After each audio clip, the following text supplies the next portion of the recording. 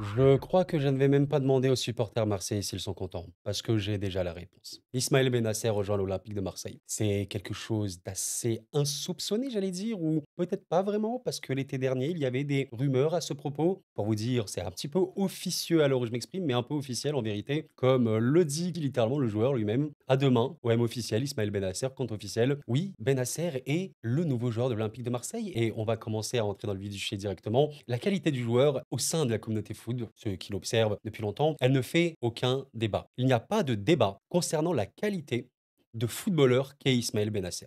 Il n'y en a pas. On va le développer dans cette vidéo et on va montrer à quel point De Zerbi, il a évidemment raison et eu vraiment beaucoup, beaucoup, je pense, de passion et d'attente envers le joueur, qu'il vienne à Paris, j'allais dire, qu'il vienne à Marseille. C'est évident.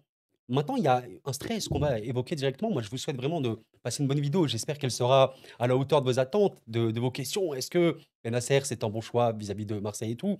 Je vous invite vraiment de tranquillement vous installer et on va en parler. Il y a quelque chose qui fait peur, les Marseillais, et on va commencer par l'évoquer directement. Comme ça, c'est fait, tranquille, net et précis. Oui, c'est une vérité et il faut l'indiquer complètement. Ismaël Bennacer a été un joueur qui a été vraiment blessé. Il n'y a pas de problème là-dessus. Vous regardez un peu sa carrière. Bon, voilà, la carrière qu'il a eue là, quand même, quelques années. Le joueur a 27 ans. Je devrais faire les présentations de base. On en reparlera un peu après. Mais le joueur a vécu à Milan un passage un peu compliqué pendant un petit temps parce qu'il a été très très fort. Quand même, voilà, un petit muscle fléchisseur de la jambe où il a été absent 46 jours. On a vu pire. Mais ce qui a été très problématique, c'est à partir de là où il a eu une opération du genou parce qu'il y avait un petit peu trop de problèmes qui est revenu et également le muscle du mollet qui a été touché sur la saison actuelle. Oui, Bennacer a raté énormément de matchs ces derniers mois. On peut le voir notamment ici sur le wiki. Regardez tout à droite de votre écran. Il aura joué très rapidement, énormément à Milan, évidemment avec la sélection algérienne. Il est algérien, je vais le rappeler. Et il aura vécu une saison 23-24 et également 24-25 très très compliquée où il aura beaucoup, beaucoup moins joué. Maintenant, ceci ne veut pas dire que le joueur va rester blessé toute sa vie. Pas du tout. Surtout un joueur qui a 27 ans, encore s'il avait 35 ans, 36 ans, ça aurait été vraiment compliqué de revenir. Mais un joueur qui a 27 ans, qui reste quand même dans la fleur de l'âge, il n'y a pas de problème à se faire tant que tu as un bon staff, tant que tu as une bonne récupération, beaucoup de contrôle, etc.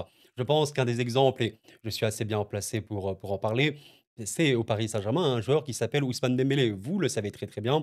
Dembélé à Barcelone, bah, c'est un joueur qui n'enchaînait littéralement pas 5 matchs. Il se blessait tout le temps, tout le temps, tout le temps, tout le temps, tout le temps et il ne jouait pas. Bon, bah, à Paris, on a un peu de chance ou pas, peut-être que c'est aussi le travail, c'est évidemment le travail. Il ne s'est pas encore blessé à Paris de manière importante et il a pu enchaîner. On peut espérer, évidemment totalement, la même chose côté Marseille. Ceci n'est pas, quelque chose de définitif. Je comprends la crainte, elle est naturelle.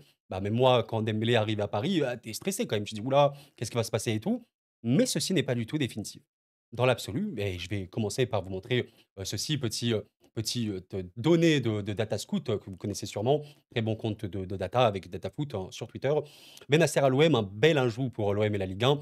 Depuis 2019, il évolue à un niveau qui le suturait parmi les meilleurs joueurs de Ligue 1 avec un pic 21-22 où il s'approchait du top mondial. S'il est à 100% physiquement, il sera un acteur clé du championnat. On ne peut pas faire plus clair. Bennacer, physiquement prêt. Ne vous posez pas la question, est-ce qu'il serait bon pour l'OM?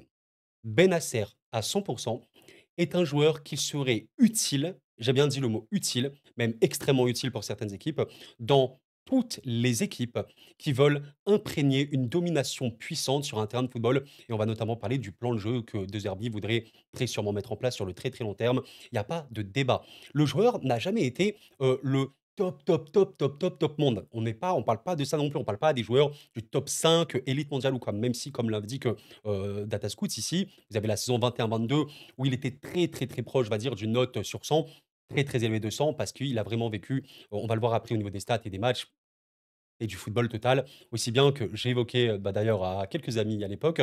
En vrai, Bennacer au PSG, vous prenez les gars, on est d'accord? On était à peu près d'accord pour dire que, bien sûr qu'on le prendrait. C'est pour vous dire que le joueur est évidemment très, très, très bon. Il a été acteur majeur, de Milan pendant plusieurs saisons. Il a été acteur majeur et si ce n'est limite le joueur clé par excellence de la victoire à la Coupe d'Afrique des Nations de la sélection algérienne. Je rappelle qu'il a joué la CAN en 2019. Il avait 21 ans. 21 ans. Il a été un taulier absolu. L'avantage de ce joueur-là, c'est qu'il est extrêmement polyvalent. On va commencer à s'intéresser un petit peu de toute la faculté qui fait le joueur en vérité. J'aimerais vous montrer ceci de la part de Juggle Pro, donc je ne connaissais pas du tout ce site, le poste Regista dans le football. En fait, je ne peux pas vous définir plus simplement et plus concrètement Benacer par indiquer ceci, c'est un Regista. C'est ce qu'on pourrait appeler un sorte de milieu défensif, mais qui n'est pas, comme on pourrait dire, un destructeur pur et dur. Ben, par exemple, comme vous prenez Manuel Ugarte, je ne sais pas si vous le connaissez, c'est un joueur qui est passé par le PSG. Manuel Ugarte est considéré comme un milieu défensif. Ok, donc on appelle ça un 6 dans le jargon footballistique. Mais Ugarte, c'est un destructeur pur et dur. Voilà, on voit qu'il a notamment un volume défensif énormissime, mais le joueur est globalement très très limité sur beaucoup d'aspects. On appelle ça un destructeur. Tu es là pour casser des actions, tu es là pour défendre, et c'est tout. Il est aussi considéré, du coup, Ismaël Bennacer, comme un sort de milieu défensif, mais plutôt comme ce qu'on pourrait dire un regista. Je vous invite à lire directement ceci de la part de Google Pro. Je vous invite à faire pause sur la vidéo si vous voulez un peu la définition d'un regista. Mais comme ils le disent ici, les caractéristiques, c'est vision de jeu, qualité de passe, intelligence tactique et leadership. Bah, en vrai, là, vous voyez, avec ces mots-clés, ils ont résumé Bennacer. Bennacer, QI-foot, bon déjà, très, très, très, très, très important, mais la qualité technique du joueur, elle est réellement exceptionnellement bonne. Il est très, très, très, très, très à l'aise techniquement, balle au pied. La vision de jeu, comme on l'a dit vis-à-vis du QI-foot, elle est énorme. Il a évidemment une qualité de passe qu'on va voir magnifique sur tous les aspects du jeu. Les passes courtes, les remises, les relances, les passes moyennes, les passes longues, les transversales. Il sait littéralement tout faire. On va le voir rapidement. Pierre-Emile Højbjerg, qui est actuellement à Marseille, largement un des meilleurs joueurs de Marseille sans aucun débat, est connu pour avoir une qualité de passe qui est évidemment très, très, très bonne. D'ailleurs, il était notamment connu en PL pour, voilà, avoir, comme vous pouvez le voir ici sur le tableau, plus vous êtes proche de 99, plus vous êtes élite en Europe sur votre domaine comparé au top 5 européen. Bon, les passes courtes, les passes moyennes, peut-être un peu moins les passes longues. Pour, Højbjerg, c'est excellentissime. On voit qu'il fait beaucoup de passes dans la surface de réparation notamment, beaucoup de passes progressives. Højbjerg, il est absolu. Énormissime là-dessus. Ben, vous savez quoi? Avec l'arrivée de Benacer, si encore une fois il revient à son niveau, il y a un monde où Benacer est encore meilleur qu'Højbjerg. Vous vous rendez compte un peu de ce que je suis en train de vous dire? Enfin, c'est quelque chose d'énorme là-dessus, il faut le dire. Je vais vous montrer notamment le bilan statistique de Benacer sur une de ses très bonnes saisons, 21-22, 22-23, où il a été vraiment très très bon. Quand vous regardez, par exemple, les passes, ça c'est les passes, le registre de Benacer, vous voyez que c'est également extrêmement vert et il est même très très très pertinent à la passe longue. On voit qu'au niveau de la type de passe, il sait littéralement tout faire, il sait centrer, il sait, bon, il fait également des corners, hein, il peut le faire. Les passes en profondeur, il est élite. Les transversales, il est élite. Il sait même voilà, passer sur les coups francs. Il sait littéralement maîtriser le ballon. C'est la plus grande force, je pense, de Benacer, sa vision de jeu, sa qualité, on va dire, de vision globale, avec sa qualité de passe, fait en sorte que ce joueur est complètement fort dans n'importe quel système. Le gros, gros, gros avantage d'un mec comme Benacer, c'est que c'est quelqu'un qui peut être très, très fort dans un double pivot, comme on a pu le voir notamment à Milan avec des mecs comme Kessié, comme Tonali. Il a été dans un double pivot exceptionnel, il n'y a vraiment pas de problème là-dessus. Il peut également jouer dans un système à trois milieux, comme on l'a pu le voir même à Milan ou surtout en sélection algérienne, où il est également très très fort. Il est polyvalent. Polyvalence, retenez ce mot parce que c'est l'intérêt de ce joueur à l'OM. Rabiot est un joueur qui est plus haut sur le terrain. C'est un joueur de dernier tiers, c'est un joueur qui va t'apporter des propositions sans le ballon, qui va se mettre entre les lignes, qui va contribuer au tir et au but de son équipe. C'est surtout ça, Rabiot. Il est également, on va dire, très très bon dans la projection, etc. Benacer, c'est, de par le rôle de Regista qu'il a, un joueur qui va être ce qu'on pourrait nommer un playmaker, un sorte de numéro 10, mais reculé. C'est, je pense, la meilleure définition qu'on peut donner d'un regista. Un numéro 10, bon, vous voyez, c'est quoi? On va dire le milieu offensif, ou même littéralement le 10 meneur de jeu. Tu es là, tu fais le jeu de ton équipe ou quoi. Le regista, il est plus bas. Il a l'ensemble des joueurs devant lui et il doit un peu composer avec ça. C'est, on appelle le chef d'orchestre, par exemple, le Paris Saint-Germain, qui est une équipe de très, très, très, très, très haute possession, qui veut vraiment imprégner une très, très forte tension, pression à son adversaire. Le rôle de regista, entre guillemets, ce serait Vitinha, qui est complètement hors norme sur ce registre-là. Eh ben, l'OM, ce serait pour moi totalement Benacer qui rentre parfaitement dans ce registre-là. Pour vous dire à quel point voilà, on est vraiment dans ce rôle-là de joueur tellement complet, tellement polyvalent, la qualité balle au pied du joueur, elle est très importante. Déjà, c'est un des joueurs qui touche le plus de ballons sur un terrain de football. Ça, c'est une vérité.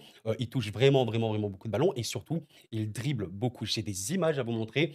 C'est un joueur qui a la capacité rare à faire, il y avait notamment Verratti qui faisait ça au PSG, d'arriver à récupérer le ballon, à tenir la pression adverse à conserver le ballon, à se retourner sur lui-même et à se projeter. Ça, c'est très, très fort. Soit tu te projettes, soit tu fais une passe. C'est la qualité de Bennacer. Ici, on le voit, dribble tenté, dribble réussi, pourcentage de dribble réussi. C'est hors norme, c'est hors norme, c'est littéralement exceptionnellement bon.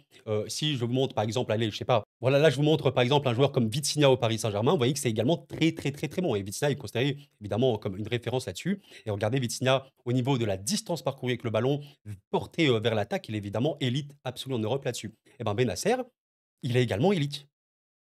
Vous comprenez l'idée donc?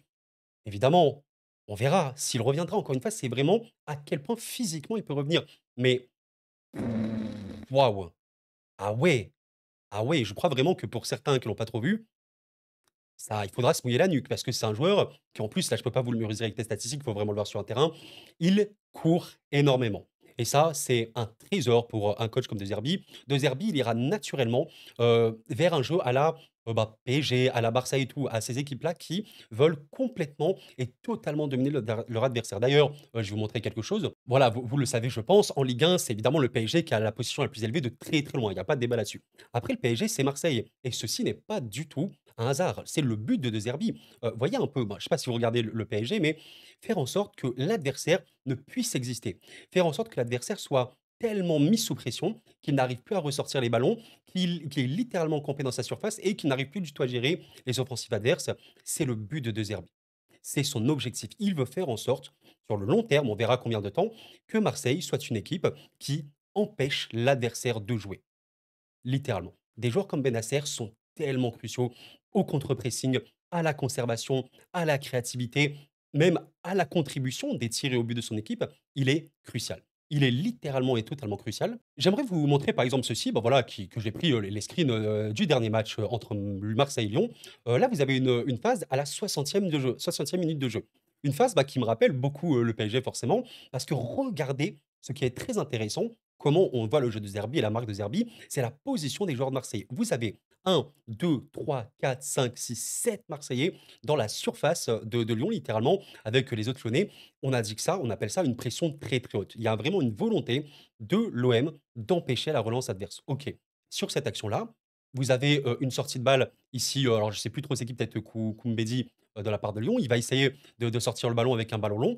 Au final, bah, vous avez un joueur de Marseille, j'arrive plus trop à voir c'est qui a réussi à jaillir et qui a réussi à subtiliser le ballon à un Lyonnais. Donc la pression a totalement marché. Regardez directement l'appel qui va être fait, il me semble, de la part d'Heuber ici au milieu de terrain. Il va prendre le ballon. L'intelligence d'Heuber, parce qu'il voit quand même qu'il y a beaucoup de possibilités, que ce soit devant, que ce soit ici par Greenwood qui a réussi à décrocher ce qu'il faut faire, hein. Greenwood a vraiment beaucoup décroché. Il a une vraie, vraie qualité de pied et de vision. Greenwood décroche, tu as instantanément Højbjerg donc qui passe le ballon ici et regardez l'intelligence et on va dire le dépassement de fonction parce qu'on n'attend pas forcément Højbjerg sur ce registre-là. Je vous laisse imaginer un petit peu ce que pourrait donner Benacer dans ce genre de système, dans ce genre de moment. Vous avez Greenwood ici, allez, je crois qu'il y a Luis Enrique qui potentiellement peut partir par là. Vous avez Rabiot qui est ici. Vous avez littéralement Højbjerg qui fait signe, passe-moi le ballon, passe-moi le ballon. Ici, dans l'espace, magnifique interprétation du jeu, compréhension du jeu, absorption de l'espace. Si c'était Benacer, par exemple, ici à la place de Greenwood, il aurait pu le passer, le ballon ras terre totalement. Il aurait pu même voir, allez, je sais pas, un autre joueur ici. Ça aurait totalement passé, évidemment. Ici, Greenwood fait une très bonne passe lobée à Højbjerg et on sait que c'est Rabiot qui a marqué ici. Ce que je veux vous dire par là, c'est que Benacer rentre dans ce système-là et dans cette logique de jeu-là. Il n'y a pas de problème là-dessus. Il serait complètement le joueur qui a la baguette, entre guillemets, la baguette pour gérer le jeu, pour gérer le tempo du jeu, de par sa qualité technique et de conservation, et pour également énormément récupérer, parce que c'est évidemment l'autre très très gros point fort de Benacer. C'est un joueur qui est très très très bon sur la qualité défensive globale qu'il a. Et franchement, c'est assez impressionnant à voir sur le terrain. Je vous jure que des fois, tu te dis, je suis fatigué pour lui. C'est pas une blague. Parce qu'en plus d'avoir cette qualité de passe très très bonne, qui a couplé à sa vision de jeu global, de plus, avoir, on va dire, cette qualité balle au pied, il sait porter le ballon, il sait trouver les espaces, il sait, on va dire, conserver le ballon et cetera. Il a ça. Il est en plus un très, très gros ratisseur. Récupération de balles, tacle et cetera. Il est très, très fort. Le nombre de dribbleurs mis en échec, bah, il était littéralement un des élites en Europe là-dessus. D'ailleurs, ici, on peut le voir, tacle plus interception, il est, très, très, très, très fort. On peut le voir ici, les récupérations de balles. Regardez un petit peu, 98 centiles, c'était largement un des joueurs qui récupérait le plus de ballons et également un des joueurs qui faisait le plus de tacles réussis et d'interceptions. Vous voyez un peu l'idée. En plus, il provoquait énormément de fautes, bah, c'est normal. Un sorte de feu follet ultra technique sur le terrain, vous l'arrêtez comment? Bah, vous faites des fautes. Vous faites des fautes. C'est normal, vous pouvez pas arrêter ce genre de joueur. Et j'ai envie de vous montrer quelques actions, forcément, on va en parler, de Bennacer. J'ai beaucoup d'actions, voilà, un peu mélangées, ne m'en voulez pas, évidemment. Là, on a une action intéressante parce qu'il y a un potentiel coup franc pour Milan, OK, contre Sassuolo. Vous avez ici, Bennacer qui va choper le ballon, qui est dos au but. OK, on est bien d'accord. Donc vous allez voir un petit peu qu'on parle de sa qualité balle au pied qui est vraiment extrêmement importante. Ici, Bennacer arrive donc à avoir le ballon dos au but et il va être pressé par le joueur de Sassuolo ici qui va le presser littéralement. Et en fait, dans ce genre de situation, qu'est-ce que ferait, je vous invite à me donner votre réponse hein, maintenant, que ferait la plupart des joueurs de manière logique sur ce moment-là? Ben, t'es dos au but, tu es pressé par un joueur et en plus il te presse vraiment, vraiment fort. Bah, tranquille, tu vas passer à un de tes défenseurs. Au pire, tu fais un ballon directement sur le gardien et on n'en parle plus. Comme ça, tu es tranquille.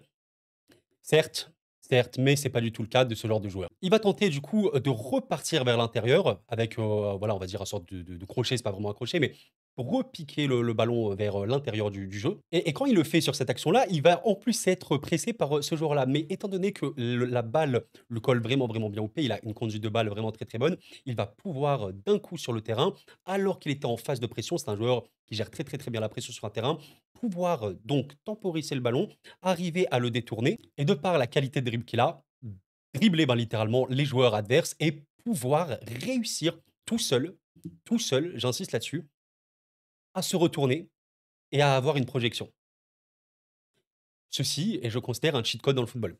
Les joueurs qui arrivent à seuls arriver à battre la pression adverse, à se retourner et à créer soit une capacité à se projeter avec le ballon ou une passe potentielle, bah, c'est des codes de triche. C'est vraiment des mecs beaucoup trop importants dans le football. Il en faut dans toutes les équipes en vérité. Par exemple, au PSG, il y a João Neves qui fait ça d'une manière assez hallucinante et c'est pour ça que Neves, est extrêmement fort et a été notamment exceptionnel contre Manchester City. Et là, pour vous voyez, ici, Bennacer a réussi donc à battre la pression. Il y a des joueurs, de Sassuolo en catastrophe qui essaient de défendre et il va tirer. Malheureusement, le ballon, il passe, légèrement, enfin, il frôle, en fait, il touche le poteau. Il ne marque pas, mais il aura seul réussi à se générer une situation.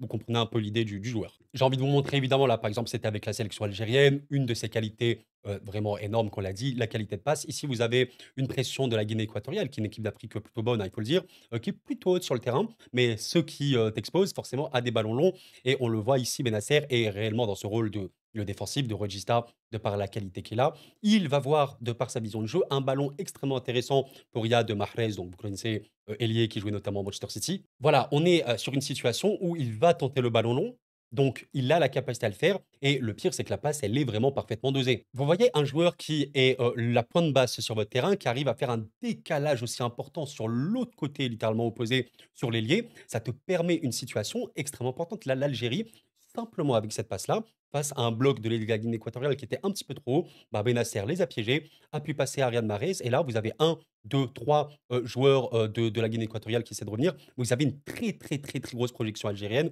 une passe à déséquilibrer le bloc adverse. Voyez l'idée? C'est très fort, c'est très, très fort. Là, je peux par exemple vous montrer, un match de Ligue des Champions littéralement où Bennacer, montrait un petit peu également sa qualité de vision de jeu. Quand on parle de vision, on évoque souvent la créativité, mais également le registre défensif. Là, vous avez une action donc du joueur des Gérone, en face, hein, il me semble que c'est Gérone et en fait, il va tenter le crochet, on va dire un peu intérieur, ce qui est un bon choix parce qu'après il peut vraiment créer un décalage important sur le côté gauche. Il y a 2 joueurs de Milan qui ont été battus. Bennacer a lu ceci et a arrivé à faire un tacle, comme on l'a dit, il est extrêmement, extrêmement positif, très, très bon là-dessus. Le dribble, il va être échoué de la part du joueur parce que voilà, Bennacer aura très, très bien lu le jeu et très, très bien mis son pied, par ici. Il aura évidemment, récupéré le ballon, Milan aura récupéré le ballon. Vous avez une autre action ici, alors là, je l'ai peut-être un tout petit peu trop avancé. Voilà, où Bennacer, va avoir, un ballon à jouer ici et il va être pressé, très, très fort par le joueur adverse, hein. Encore une fois et ça, c'est tellement criant, je vous jure, si vous regardez beaucoup de matchs de football, vous le voyez, la plupart des joueurs, ben voilà, je suis pressé, il y a pas vraiment de risque à prendre. Vous devez prendre, allez, passer par exemple à gauche ou quoi. Que va faire, Bennacer, ici alors qu'il est pressé très, très haut, bah, par le joueur adverse? Eh ben, il va l'éliminer. Il va littéralement le dribbler, ce n'est pas une blague, hein. Il a pris le ballon très, très, très rapidement, il a fait une légère touche en avant pour arriver à le dribbler. On voit que le joueur adverse est en train un peu de le «ceinturer» entre guillemets, en tout cas de le prendre l'épaule, c'est attention, c'est limite jaune, ce genre d'action, hein, parce qu'il perd littéralement son duel. Mais il arrive, voilà, à se démener et il arrive vraiment à remporter son duel, complètement malgré la potentielle faute qu'a le joueur adverse. Et là, malgré, la pression encore une fois de l'autre joueur, de l'équipe adverse, il arrive à se projeter avec le ballon comme on l'a vu tout à l'heure dans la data. Il est, très, très fort là-dessus et là, tu as beaucoup de possibilités. Voilà, vous voyez pas l'arbitre sur l'écran, mais il est en train de laisser l'avantage pour vous dire: «Ici, ben, tu as beaucoup de choix, tu as potentiellement un joueur, de Milan qui peut décrocher, tu as potentiellement beaucoup, beaucoup de projections à faire». Encore une fois, cette optique de chercher le jeu vers l'avant, extrêmement important pour tout l'aspect créativité, explosivité et tonicité de ton équipe pour, la vision offensive que tu as. Toujours dans ce registre de passes exceptionnel, hein, vraiment très, très, très, très bon passeur. Ici, on vous avez une récupération haute de la part de Milan et une très, très, très bonne lecture du jeu parce que vous avez un appel dos au but d'un joueur. Alors voilà, ici, ça peut être plein de joueurs, de Marseille, hein, différents, heu, de par la qualité de vision qu'il a et de par la qualité de passe, la transversale va être parfaitement et totalement bien effectuée. Pour vous dire, la transversale, elle est tellement parfaite, c'est que le «piège» entre guillemets serait de faire une transversale un peu comme ça, un peu, on va dire, pas vraiment dans le tempo, du jeu, alors que la bonne, et c'est ce qu'il fait, ce serait de faire une passe très, très, très, très plongeante comme ça, qui se dirige et qui file vers le but, et qui va complètement déséquilibrer tout le bloc adverse, bah, encore une fois, en une seule passe, après une récupération haute de Milan. Je vous laisse imaginer qu'avec la passe de Bennacer, ici Milan a une situation de but et l'action se finit là sur la vidéo, je ne l'ai pas, mais je crois de mémoire qu'il marque parce que c'est Giroud. Ici, il y a but de Milan littéralement. Parce que Bennacer a réussi à faire basculer le jeu, parce qu'il a une qualité de passe exceptionnelle et parce que voilà, le contrôle évidemment a été bien effectué de la part du joueur, milanais. Je crois que c'est là-haut d'ailleurs, je ne sais pas. Je vous ai, évidemment parlé de beaucoup, beaucoup de fois de jeu long. J'ai envie de vous montrer également ce qui indique que Bennacer a cette faculté en plus d'être fort, même contre les équipes qui peut jouer bas, même contre, on va dire, les situations qui ne sont pas évidentes. Qualité de vision, vous l'avez compris, et également passe courte et moyenne très, très bonne. Ici, vous avez un appel, d'un joueur milanais. Bennacer est ici sur le terrain. C'est dur, franchement, c'est dur. Enfin, c'est dur à voir, OK, mais c'est dur à exécuter et il est tellement juste qu'il arrive à faire cette passe. Enfin, voilà, vous avez un joueur ici qui, face à un bloc plutôt bas, arrive à trouver le ballon entre 2, 3, 4, 5, 6 joueurs littéralement, qui passe totalement entre les lignes et les intervalles et l'appel a été très, très bien effectué, de la part ici, je ne vois pas trop c'est qui et ici c'est Giroud, ça a été, très, très bien effectué et vous avez une très, très grosse situation, très, très grosse occasion, par Milan. Bennacer, en plus de toutes les qualités qu'il a, c'est évidemment un très, très bon créateur de danger. Il y a absolument pas de débat là-dessus. Franchement, tu m'étonnes que De Zerbi veut ce genre de joueur. Ouh là là, je suis choqué. De Zerbi veut des joueurs comme Bennacer? Oui, évidemment, c'est totalement normal. Encore une fois, et je pense qu'on va pas non plus, allonger la vidéo éternellement. Vous avez donc une situation et pour vous montrer comment un joueur de football parfois peut te dynamiter complètement une équipe, vous avez une très, très bonne pression haute de la Guinée équatoriale. Ça, c'est une situation que l'OM pourrait souvent rencontrer, bah, face à des équipes qui veulent jouer haut, qui veut essayer de te mettre à mal. Bah, par exemple, comme le PSG, si tu arrives à avoir le ballon contre le PSG, ouh là, tu as intérêt, à être très, très, très bon sous pression parce que sinon, c'est toi qui vas exploser. Bennacer, il est dans cette idée de contrôler la pression. Vous avez, quand même, voilà, 3 joueurs devant lui, et c'est quand même vraiment chaud, hein, ce genre de situation. La pression, du joueur, de la Guinée est vraiment bonne ici et vous avez encore une fois Bennacer toujours dans cette optique d'essayer d'accélérer le jeu, d'essayer, voilà, de vraiment prendre des espaces parce qu'il est très, très bon dans la conservation et il résiste à la pression et ben, c'est ce qu'il va faire ici et encore une fois tout seul, il va réussir à éliminer la première ligne adverse. Donc là, tu es, ce qu'on appelle dans le travail de pression, tu as réussi à toi tout seul de battre, bah, la ligne première de l'adversaire et donc, de par ta simple course, de par ton simple dribble, par ta simple conservation, tu vas créer automatiquement une situation de déséquilibre pour l'adversaire. Parce que là, l'adversaire ne sait plus quoi faire. Est-ce que je vais quand même le presser? Est-ce que je recule? Mais de toute façon, le bloc, il est complètement déséquilibré. Ici, Bennacer, il a plein de possibilités. Il peut passer devant pour chercher une petite remise. Il peut passer complètement. Alors là, vous voyez pas avec ma tête, je vais enlever la caméra 2 secondes. Vous voyez ici un joueur algérien. Il peut complètement passer ici et encore une fois créer une accélération de jeu. C'est la qualité et c'est la capacité d'un joueur, d'à résister à la pression et qui est habile techniquement. Voilà. C'est ce qu'est, Ismaël Bennacer. Bon voilà, je pense qu'on a montré pas mal d'images. Je vous invite vraiment à faire également vos recherches pour montrer des images. Mais voilà, comme l'évoque Datascout, si l'OM parvient à attirer l'international algérien, ce serait le meilleur coup de son mercato après De Zerbi. Mesdames, messieurs, la conclusion elle est extrêmement simple. Est-ce que Bennacer est une bonne recrue? Il n'y a absolument aucun débat. Bien évidemment que oui. Il serait une bonne recrue pour littéralement tous les clubs de France et peut-être qu'on peut dire hors PSG, mais je pense qu'un Bennacer, qui serait vraiment à un niveau très, très, très, très bon, je vais dire physiquement rétabli, il aurait même eu sa place au PSG, peut-être, pas titulaire, titulaire parce qu'il y a quand même des joueurs, extrêmement, extrêmement bons au PSG dans l'entrejeu, mais il y a pas de débat. Franchement, il y a même pas une once de débat pour moi. Franchement, Højbjerg, Højbjerg, Bennacer sur un terrain avec Rabiot dans le dernier tiers, c'est quand même un entrejeu qui est extrêmement qualitatif et voilà, on va pas trop pousser la vidéo, elle dure, je sais pas, je pense assez longtemps déjà, mais la tactique, il serait très intéressante d'étudier ceci vis-à-vis de l'OM, parce que vous savez, le football, c'est de l'animation.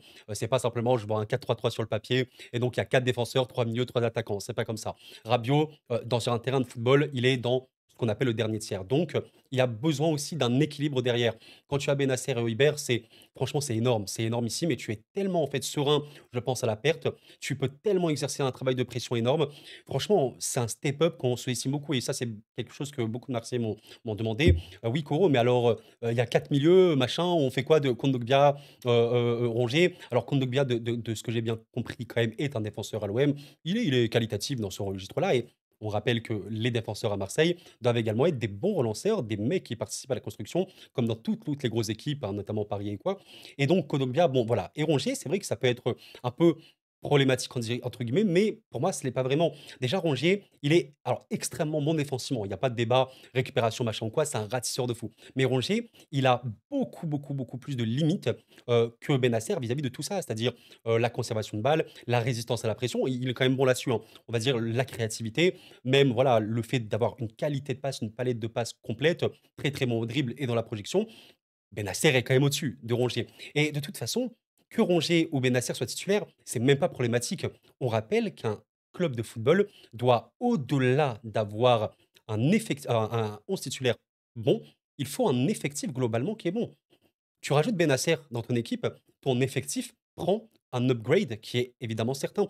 Comme quand Gvara est arrivé au PSG, la simple présence de Gvara améliore ton banc. Parce que tu peux faire une attaque Gvara, Barcola, Dembélé, et sur le banc avoir Désiré Doué, par exemple, Gonzalo Ramos, c'est énorme. Donc au pire, il y aura un des milieux ou quoi sur le banc, mais que tu aies Bennacer, que tu aies Rongier, que tu aies Højbjerg sur le banc, en sortie de banc, c'est extrêmement fort et tu es obligé d'avoir un banc qui est solide pour avoir une compétitivité sur la durée, donc une régularité importante et tout simplement pour être une équipe qui peut se réadapter tactiquement, de fond en comble. Et oui, oui, il faut le dire de manière, très, très claire. Franchement, je dis aux Marseillais une chose, je ne sais pas, parce que je ne connais pas l'avenir évidemment comme vous toutes et tous, je ne sais pas où ira Marseille, je n'en sais rien. Mais il y a un truc que je peux vous garantir, c'est que cet homme, est vraiment, vraiment, vraiment, en fait, dans la volonté, encore une fois, comprenez ce mot, la volonté. Tu veux. De Zerbi veut faire en sorte que Marseille devienne une équipe très, très, très forte. Je pense que c'est vraiment l'objectif de ce coach-là et la direction sportive de Marseille va énormément dans ce sens. À un moment, il faut le dire et c'est aussi le travail d'objectivisme qu'il faut avoir. Sinon, voilà, on parle plus de football et on critique tout, pour rien, on crache, sur tout et on parle pas de football. Juste, on est un peu des fous qui crachons sur tout ce qui bouge. C'est pas le but. Le but, c'est quand même de tirer une certaine analyse, une certaine objectivité. La direction de l'OM, qui fait confiance totalement à De Zerbi et qui arrive à trouver les moyens de recruter des joueurs d'un niveau qui est excellent. Quand tu as dans ton équipe Rabiot, Højbjerg, Bennacer entre autres, c'est fort. C'est vraiment, vraiment fort et il faut le dire. Honnêtement, si le PSG n'existait pas, l'OM pourrait vraiment, vraiment faire du mal à la Ligue 1. Mais le PSG existe. C'est évidemment un autre monde et on le sait très bien. Waouh! On verra. On verra bien. Je ne sais pas ce que l'OM va donner, mais déjà l'OM devrait normalement se qualifier pour la Ligue des Champions. Ce sera vraiment intéressant. Je me rappelle du jeu produit par le Brighton de De Zerbi, qui était une équipe vraiment compliquée à jouer, de très, très forte pression, qui aura vraiment fait du mal même à Manchester City de Pep, quand Manchester City était bien mieux que maintenant.